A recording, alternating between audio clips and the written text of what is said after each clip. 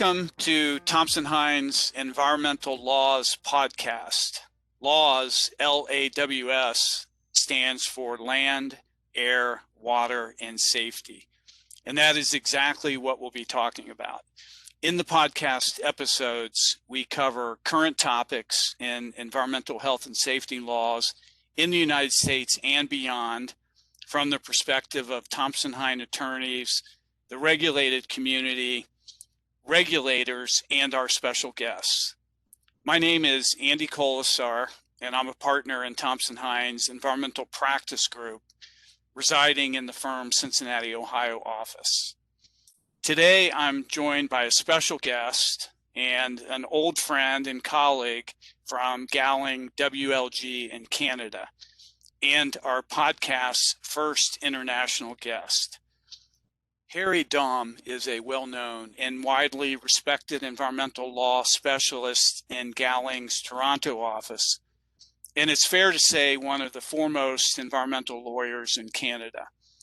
Harry counsels a variety of companies and public entities on environmental compliance, enforcement and litigation matters, development of corporate compliance programs, brownfield development, among other things. I would hazard to guess that there are very few aspects of environmental law that Harry hasn't touched in his long career. Harry, welcome to the podcast. I hope you and your colleagues and families are staying well during these unprecedented and challenging times. I'm curious how you and your colleagues are managing your practices during the pandemic. Is everyone working remotely, and how's that going? Hi, Andy. Yeah, no, we've been working remotely since the beginning of March. And at this point, I think everybody is desperately hoping to be back into the office to be able to see our colleagues and work together in person again. So I think it's something we're probably all experiencing. Amen. I hear you. Before we get into the substance, please tell us a little bit more about yourself and Gowling and the environmental practice, if you would. Yeah, no, first of all, let me thank you for being the first international guest. I feel honored. This is a fantastic experience, so I very much appreciate that. I've been practicing in environmental law since 1984, and of course, it's developed significantly since we began practicing in the area. Our practice has gone from being a very small practice to today, we are one of the largest environmental law practices in the country. In Canada, we have 23 professionals from British Columbia, Calgary, Toronto, and Montreal. And we also have colleagues now in our international offices in the UK and in France and elsewhere around the world. We have gone from being a specialty practice focusing on a few unique areas to now probably having one of the broadest environmental practices. We do everything from litigation, including defenses to prosecution. It's a complete variety of regulatory compliance matters, and we do a ton of corporate and real estate related advice. It's been interesting to see the practice develop over the years, and we're quite proud of the fact that it is probably one of the broadest environmental practices in Canada. Well, thanks for that. And, we certainly have enjoyed our relationship with your firm over the years and working with you on various matters. Let's start, since I mentioned COVID-19, let's just touch quickly upon some issues related to the use of COVID-related devices and products. Are you seeing compliance problems with Canada's product registration requirements in connection with COVID-19? We are. In fact, that's been a real growth in our practice since the beginning of COVID. So it's simple things such as American suppliers using products that are not licensed for use in Canada. Let's take commercial cleaning services and the products which are being used for hard surfaces. Many of the products are in fact not licensed for use in Canada. So in Canada, depending on the efficacy of the product, if it's 99.999 98% effective, it is required to be registered for use under the Food and Drugs Act. If it is 99.99% effective, it is under the Pest Control Products Act. And certainly what we've seen is products intended to be used have not been registered. What we've also seen, though, and kind of from an interesting point of view, is new products being developed, both in Canada and in the United States. So, for example, the use of UV lights to clean shopping carts, a fantastic application of ultraviolet light for the purpose of sterilizing shopping carts. And that is a new application that we're proceeding to actually do the registrations in the US and in Canada. So it's been a dramatic increase in that kind of practice. And have companies faced enforcement actions for missing these requirements? It hasn't been so much enforcement actions. In Canada, what we see is that there is a gradated response to non-compliance, so that if non-compliance is identified, the first thing that happens is a letter requesting stop sale of the product and discontinuance of distribution of the product. Only in the event of continued distribution and sale does the enforcement begin to ramp up so that there's a risk of prosecution. But what we have seen certainly is an increase in the number of letters saying that certain products are not licensed for use, that claims are being made for certain pest control purposes that have not been justified. And what we're seeing increasingly is products being removed from the shelves where those claims are not supported by a registration. So when they say stop use, they actually mean stop use?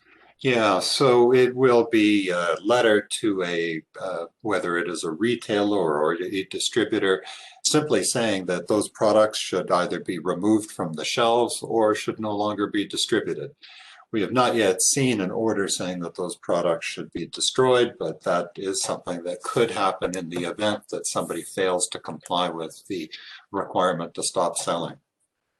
If a product does not have the appropriate registration and is subject to a stop order, is that something that could be then obtained readily, or does that take months or years? There's, depending on the nature of the product, certain products we're seeing that the period of time for approval has been expedited for certain products. Typically, registration takes about 15 months from the date of application to the date of the issuance of the registration. For COVID-related products, we're seeing a speed up in the rate of processing so that it is not unusual to see, let's say, a period of 12 months. However, it's still a long time before a product is registered and before it can be sold. Mm. Well, thanks for that. Let's move on to our second topic.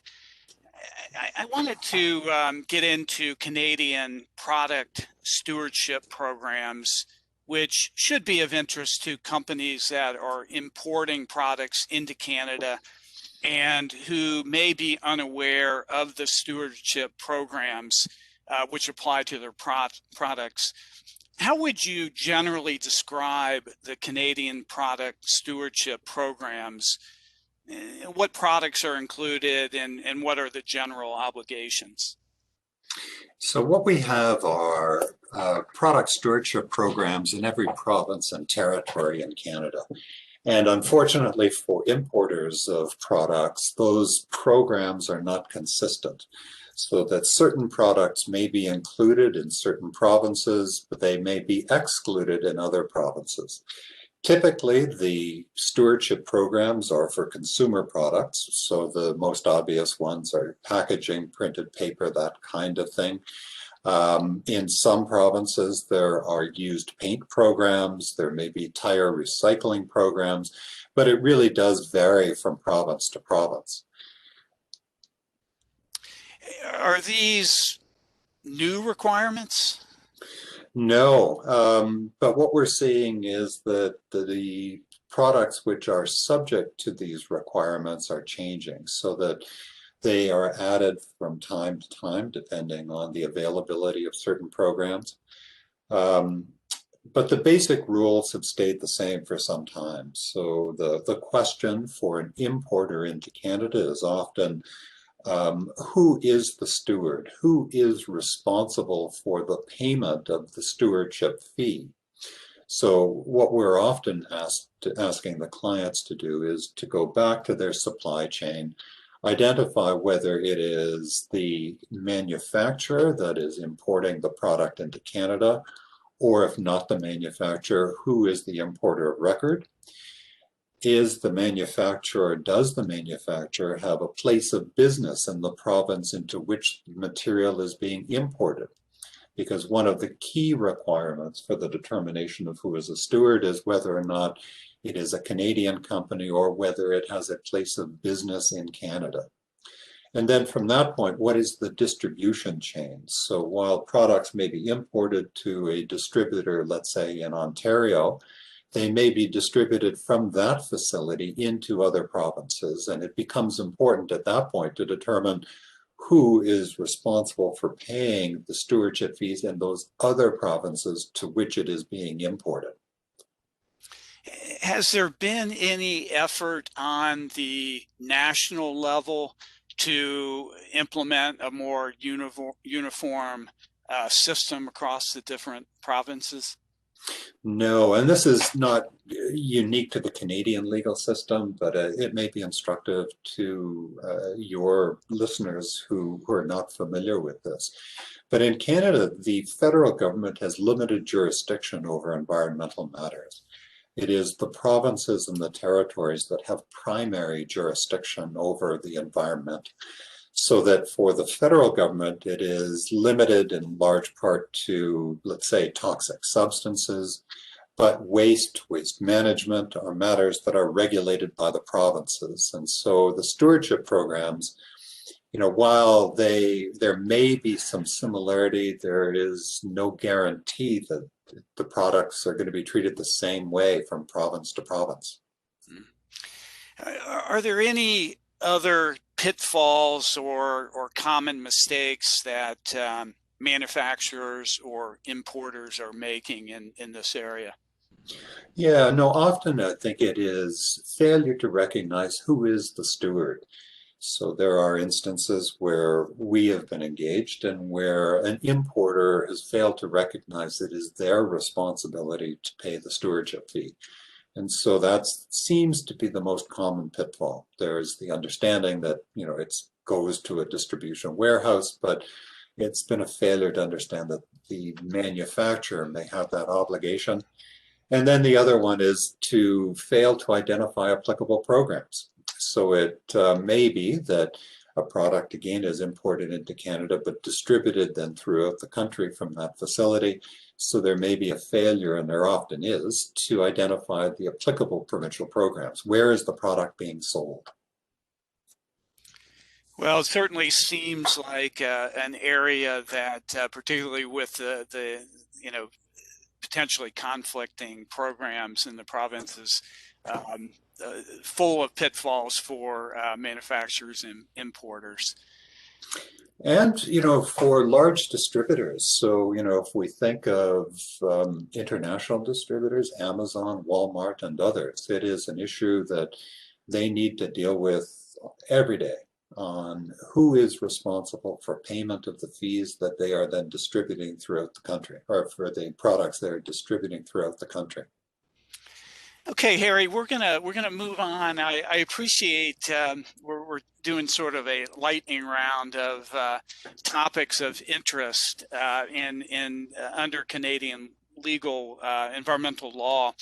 Wanted to move on next and hear your comments about legislative or legal developments relating to the duty to consult with First Nations or Indigenous peoples, and how this will affect, how it has or will affect development in Canada. This is really a fascinating area of law that is unique to Canada. And so could you give us some brief historical perspective regarding the requirements to assess the impact of development projects on Indigenous peoples and the current requirements?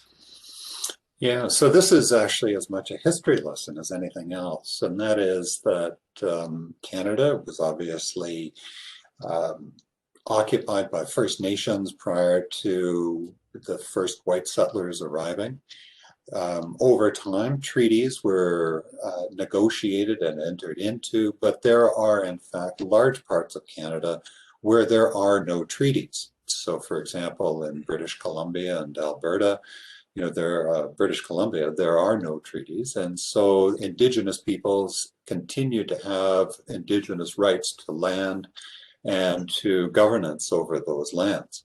In other provinces where there are treaty rights, then those treaty rights, the argument has often been that those treaties have extinguished First Nations rights, and that simply isn't the case, that there are ongoing obligations to First Nations. And so whether it is in a situation where there is a treaty or where it is non-treaty, there will be, and the Supreme Court of Canada has decided it is essential that there be the duty to consult on projects which affect First Nations. So what that means across the country is that projects, let's think resource projects, resource mining, forestry, but also infrastructure projects affecting First Nations lands or lands over which they may have an interest, all require that the proponent consult with the First Nations regarding those projects. And then what comes out of that duty to consult? So the duty to consult, if we can consider this as a spectrum. So on the one hand, the duty to consult may simply be providing documentation to the First Nation and seeking comments on the documentation. On other projects, the duty to consult may be much deeper and may require that Indigenous history in that particular area be investigated, and that different parts of a First Nation be consulted independently. So we've seen that on different pipeline projects where there are elected officials for some of the First Nations, but there are also traditional chiefs, each of which have their own authority to make decisions on behalf of the First Nation, and where there is deeper consultation that is required. So the end result of all that is that it is, I think, essential for the proponent of any project that may affect a First Nation to first consider the obligation to consult. So you're probably familiar with our NEPA requirements, which impose for major federal actions, environmental impact statements, which require an assessment of impacts, but it doesn't force any action of the agency. It informs the agency and the public of the impacts. Is that similar with the duty to consult, or does it then lead to a duty to mitigate or avoid consequences? It leads to those things that you've just identified, which is to negotiate. So we have been involved in the negotiation of impact benefit agreements that are intended to compensate the First Nation for the project in their territory. There has been, and I will say there are an extensive number of court cases and also dealing with the extent to which the duty to consult has been satisfied. So it's in an effort to avoid those court cases where we've also seen negotiations leading to equity interest in projects, commitments that are related to employment, and a variety of benefits to First Nations.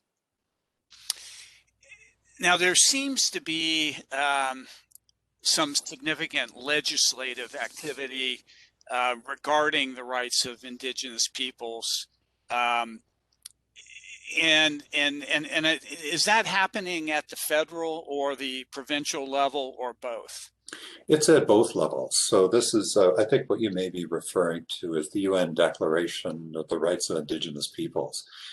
The previous federal government was not prepared to implement that declaration. This current government has indicated the intention to do that.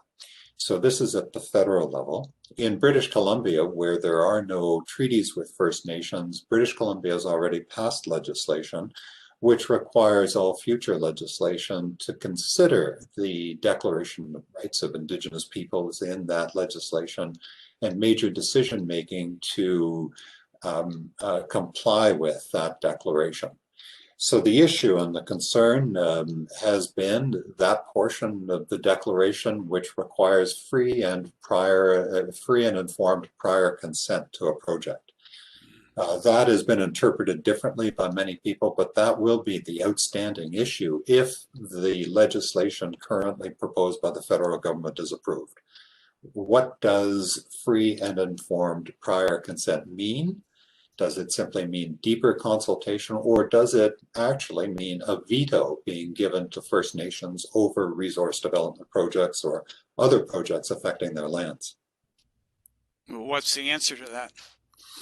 And that is something that there is a significant debate about, and that we're ultimately going to be looking to the Supreme Court of Canada to decide. What's the business community's response to that act? I expect it is major concern. There, I think, has already been a recognition of the essential nature of consultation and the fundamental importance of trying to obtain consent for those projects.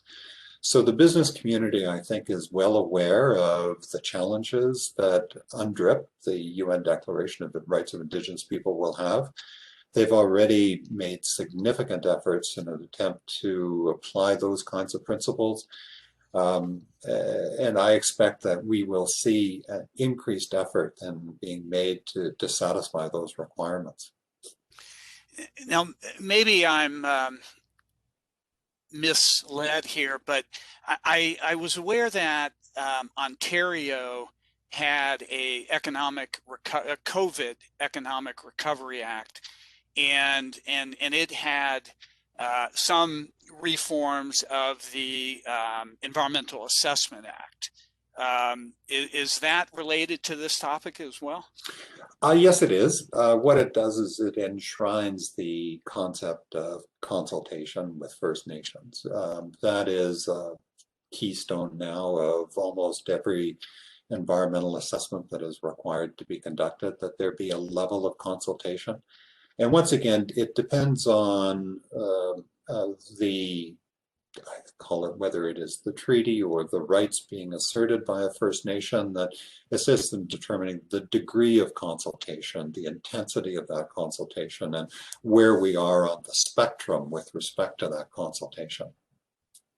Now, you a few minutes ago mentioned the British Columbia's act. Has that been finalized, or Yes. is that still? It has been. It has been, yeah. Okay. Okay. Any other general comments you want to make before we move on to the next topic? Well, I think simply that it's something that many people in your audience may not be familiar with, and that I think is going to be a significant challenge for people proposing projects. And it is essential to engage, I think, professionals who are familiar with the issues. There are a number of lawyers in this country who are very familiar with all of these issues, who have been involved in consultation for a number of years. And I think it's essential that those individuals become involved where a proponent is moving forward with a project. And so I take it, going back to the NEPA analogy, NEPA is used in this country to delay projects and sometimes long enough to kill them. Is that sort of the outcome of this consultation process? It can be. It certainly can be. And we've seen that. It is without a doubt that environmental assessment legislation opens up opportunities to challenge all of the assumptions made as to the net effects analysis, the mitigation measures, and how effective they are. And the involvement of First Nations adds another element to that. So I think what it does is it increases the uncertainty as to whether approvals will be obtained. And what it requires, I think, is a tremendous amount of advanced planning on precisely how you're going to address all of those issues, including the need to consult. And it sounds like, from a developer's perspective, that the momentum is going in, from their perspective, probably in the wrong direction for I'd projects. say that's true. Yeah, I'd say that's true. All right, let's move on. I wanted to talk a little bit about contaminated sites and brownfield redevelopment. Can you give us an update on developments that affect the remediation of contaminated sites and brownfield development? Yes, I'd be pleased to. Similar to what I said previously, the federal government is responsible really only for federal contaminated sites. So those are dealt with under a separate regime. Other than that, each province has its own legislation that determines how to deal with contaminated sites. The standards vary from province to province. The procedures vary from province to province. And so what's required is that intimate knowledge of the legislative regime in each province.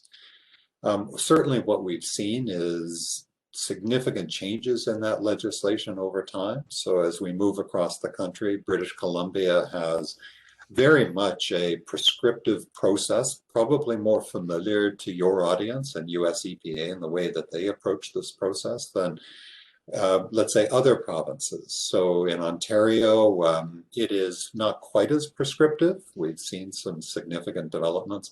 Other provinces will be, I think, easier to deal with. Quebec is, as opposed to the rest of the country, it is a civil law regime as opposed to a common law regime, and it has legislation which again is unique. So I think the first thing is, depending on where the property is, that will determine the legislative requirements for dealing with contaminated sites.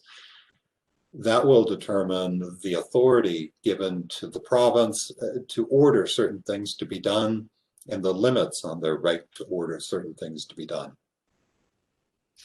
Now, I did a little bit of homework before this podcast, and I was reading about the guidance, the ministry's update of its guidance on the records of site condition program. Could you tell us a little bit about that program and what changes have been made and what impact they will have? Yeah, so in Ontario, there is a document called the Record of Site Condition. And perhaps for your audience, it may be useful to point out, we have nothing from the province such as a letter saying everything is good and you will never have to worry again. Instead, what we have is this record of site condition, which is a document which ultimately gets filed on title to the property and which is actually filed on the Environmental Site Registry, and then there's a notice on the title to the property that the document exists. And what the legal effect is of a record of site condition is that it precludes the Ministry of the Environment, Conservation and Parks from issuing a future order in respect of the contamination on the property. So its only legal effect is with respect to the authority to issue an order. However, a record of site condition is used by lenders, by buyers and sellers as, think of it as a certificate of cleanliness. What it means is that there is a reduced risk to the person either in control of the property today, the person who may be buying the property, that an order will issue. It does not deal with civil liabilities. So for example, you could have a record of site condition issued on a property, filed in the Environmental Site Registry, but could still be sued by an adjacent property owner for contamination which may have migrated from the property. So some of the changes, some of the more recent changes, what they relate to is things like soil vapor intrusion guidelines. So in the past, we have relied simply on the quality of groundwater and VOCs and other contaminants that may result in impacts on air quality inside buildings. What we have seen now is that there are the soil vapor intrusion guidelines, which are intended to identify the potential risk associated with air quality in a building due to the accumulation of vapors beneath a floor slab. That is one of the more significant changes. Well, we could have probably a whole another program on vapor intrusion, which is obviously a hot issue in both countries. I do want to go back to the records of site condition. You know, in this country, we have different, we call them different things. In Ohio, the Voluntary Action Program results in a covenant not to sue from the government, but it also has a lot of exclusions. Let's go back to your record of site condition. You mentioned that it doesn't protect the property owner or presumably the responsible party from civil liability. Are there other exclusions from the protection from the government? For example, you know, some new discovery of contaminant that wasn't identified in the initial investigation. Yes, no, and that's exactly right. The record of site condition is accepted by the ministry and filed on the assumption that the contamination is as described in the supporting documents to that record of site condition. But if there are changes, whether it's new contamination or whether it is contamination which is subsequently discovered and found to be migrating off-site, then all bets are off, and the record of site condition will not prevent the ministry from then taking further action, issuing an order to, for example, conduct further investigations or to remediate. Yeah, very similar here. And, you know, the covenant not to sue is really the gold standard for purchasers and lenders, but we certainly want them to understand some of the exclusions that we don't want them to be surprised in the future. And what certainly we've seen in agreements of purchase and sale is that the kind of security somebody wants is the filing of a record of site condition, but it's often supported by other things, such as, you know, whether there is an escrow agreement with respect to the holding of funds for remediation, whether there's a limit on financing to ensure there's sufficient money to complete the work. You know, there may be ongoing obligations which survive post-closing, but we've often seen people responding to the risk that by having other provisions in agreement in order to protect themselves. Okay, I wanted to, if it's okay with you, Harry, to move on to our final topic, which I know is near and dear to your heart. And that's plastics. I understand that the Canadian government is proposing to ban certain plastic products, and I understand that this will be implemented by adding certain single-use plastic manufactured items to the toxic substance list. First, could you identify the types of single-use plastic items that would be banned? Yeah, no, it starts out with simple things like stir sticks and plastic cutlery and plastic bags. There are 6 items that have been listed or not listed that have been proposed to be banned, but that is the initial list. Now, why did the government choose this approach to ban these items? And I guess maybe asked another way, how are these plastic items considered toxic under the law governing toxic substances, which would then lead to a ban of these items?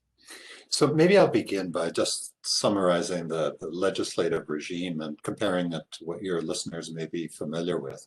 So in Canada, we have the Canadian Environmental Protection Act, and Part 5 of that legislation deals with toxic substances. So this would be similar to your TSCA, the Toxic Substances Control Act. That under that Part 5, there was a process whereby all of the substances in use in Canada between 1984 and 1986 were characterized. Some that were in use in Canada were put on the domestic substances list. Others not in use in Canada during that time, but used elsewhere in the world, were on the non-domestic substances list. And Canada then went through a process of looking at the substances on the domestic substances list in order to identify those that may be inherently toxic. That program has progressed, and it is called the Canada's Chemical Management Program. And what it does is it goes through the substances that are in use for the purpose of determining, are they toxic as defined in the legislation. So under Section 64 of the legislation, the question is, are they effectively persistent, bioaccumulative, or will they cause long-term harm to human health or the environment? That's simply a summary of Section 64. What the federal government promised prior to the last election was that they would take action on plastic pollution. And that action has manifested itself as the proposal to add plastic manufactured items to the list of toxic substances. That's Schedule 1 of the Canadian Environmental Protection Act. So it's plastic manufactured items, which are an undefined group of materials that will be added. And if they are added to Schedule 1, then the federal government has broad jurisdiction to enact a variety of risk management measures, extending from a ban, such as in the case of stir sticks or plastic bags, to other risk management measures. For example, recycling standards or certain requirements. The issue, quite simply, is, that if plastic manufactured items are added to the toxic substances list, then nobody knows really what is included. And the risk is that this wide variety of materials may be subject to those kinds of risk management measures.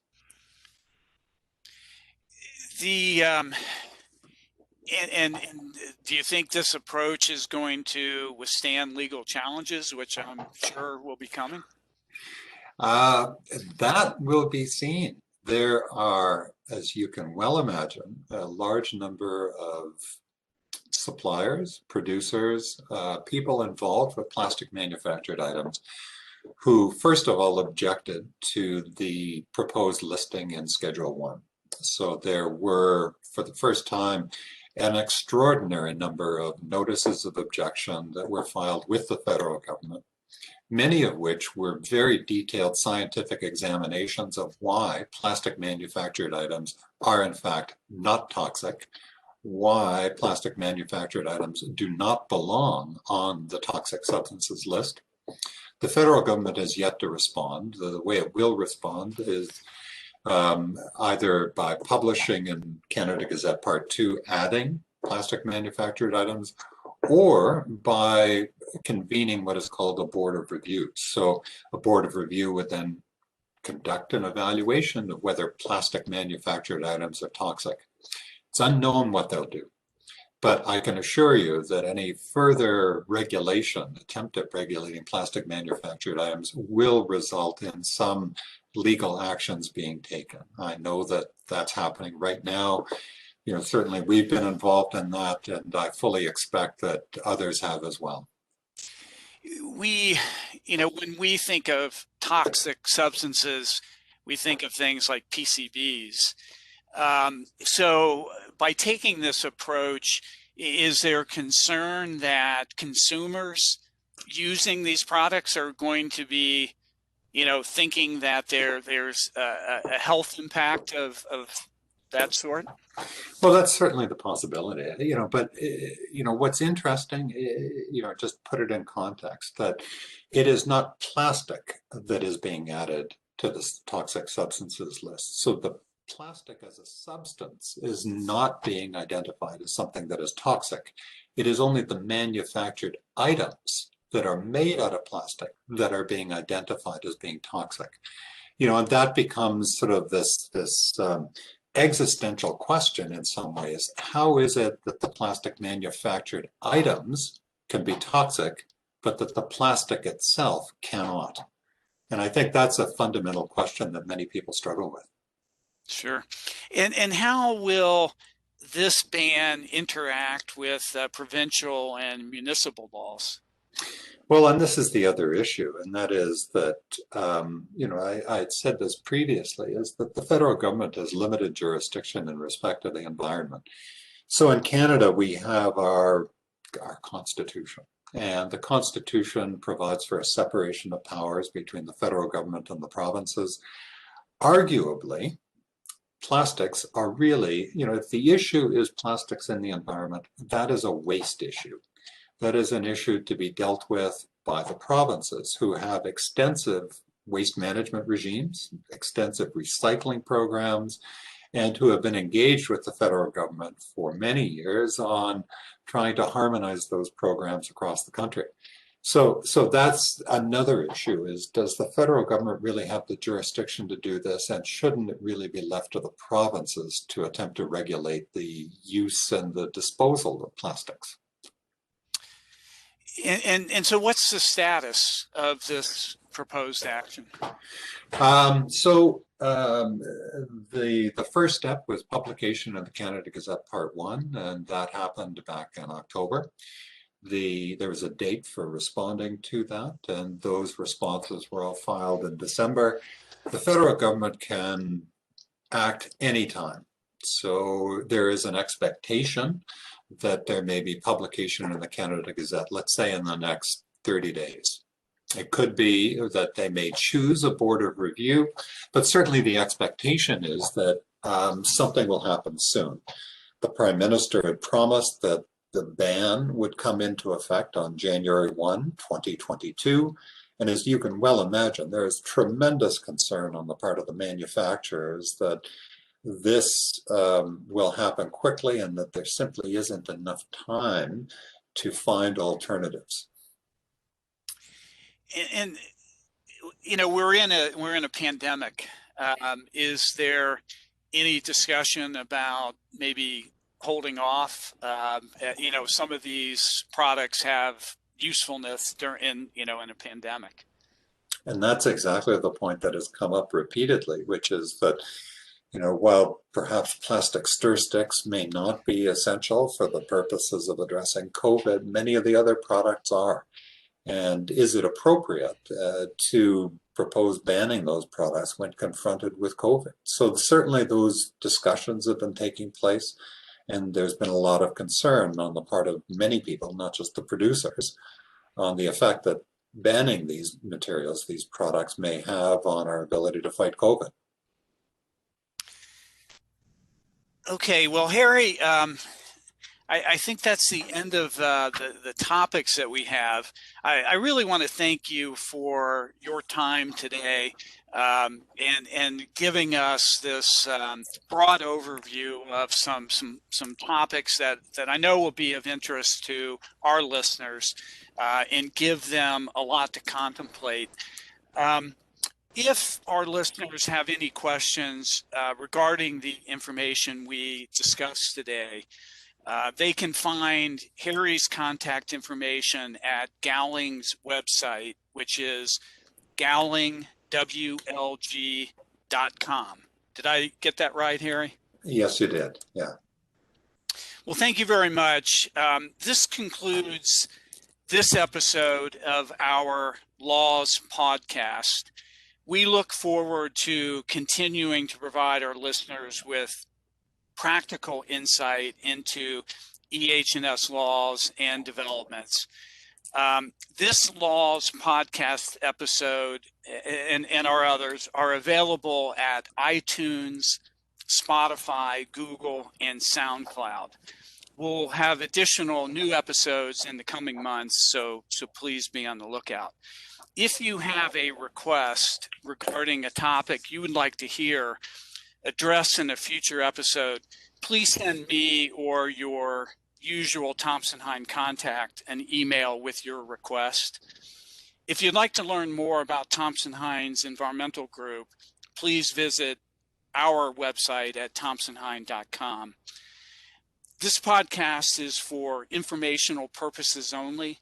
It provides general information and not legal advice or opinions regarding specific facts.